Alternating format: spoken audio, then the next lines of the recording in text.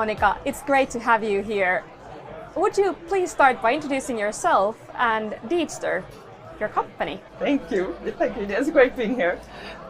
So my name is Monika Martinsson. I'm head of growth and one at Deedster. I'm one of the co-founders. And Deedster is a digital platform where we use climate data and climate tools to measure, explain and reduce emissions for individuals and corporates. So our customers are front-runner companies with net zero transitions who wants to engage their employees, or FinTech banks who want to engage their consumers, so putting emission data on the platform of the digital bank. In short. Great, thank you. So we are at Stockholm FinTech Week. What is Deedster, a sustainability-focused tech company, doing at the FinTech Week? Yeah, well, we are here to push the sustainability agenda, of course.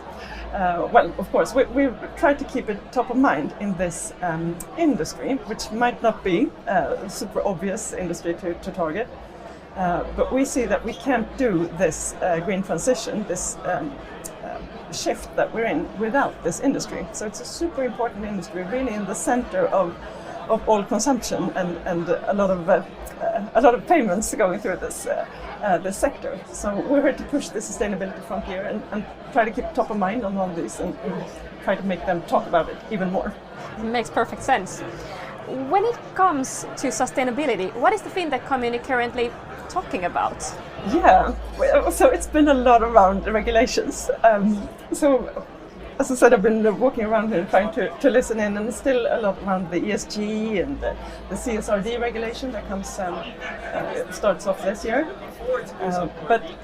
So I'm trying to turn it a bit to make people also see the business opportunities, because there are amazing business opportunities in this space, and to be the front runner here is really where you create the profit, right? So we see the shift happening, and then to let people know that it's happening and they need to be on the front line of this.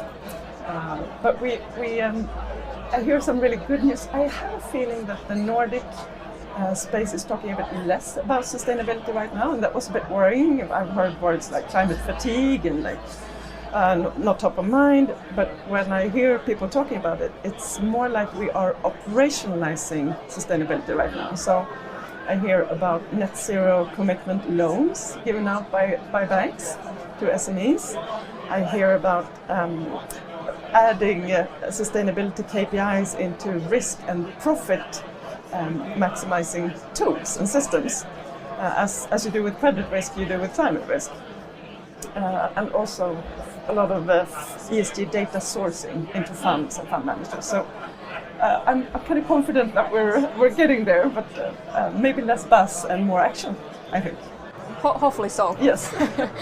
Given that we're here today, do you think that Nordic companies are doing something differently or have a different approach when it comes to sustainability?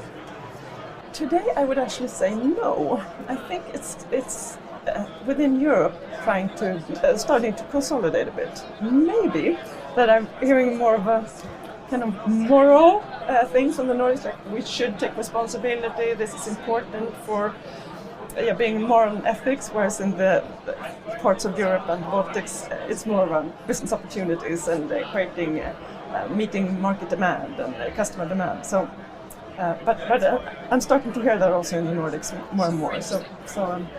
And I think that's where we need to be. Exactly. Interesting to hear. Since founding Deedster, what have you learned about getting people authentically engaged with being or living more sustainably?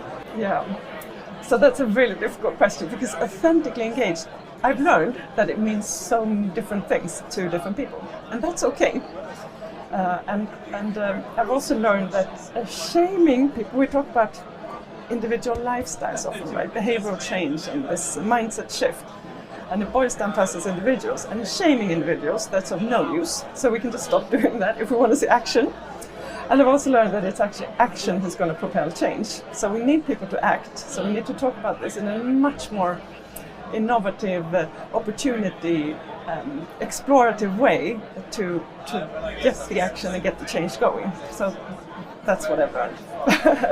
That's a very important learning point, and I think that your point about let's just forget about shaming, because that doesn't help anyone, is very crucial. Well, lastly, what could the FinTech community be doing more in 2024 to create real change? Yeah, so I think there's a lot that we could do, and the Nordic FinTech space is so interesting because we are really. I talked to someone here who said, well, it's such a great complement between what we have in Denmark and in Sweden and in Finland and in Norway. And together it's such an Iceland, of course, and together it's such a powerhouse that we can go to the whole European space, but also globally with our solutions. So we could, in 2024, for climate action, let's embed sustainability in all the things we do. So in payments that we're talking about, can we embed sustainability so that we make it aware to all the people meeting our services? The transparency and the awareness is so important for anyone to start acting on this. So that's maybe go look for the opportunities where we can create awareness and transparency. And then as an ecosystem, the Nordic FinTech scene can really spread this to the world, I think. That's lovely. Thank you so much, Monika, for being here, and I wish you a great event. Thank you. Thanks.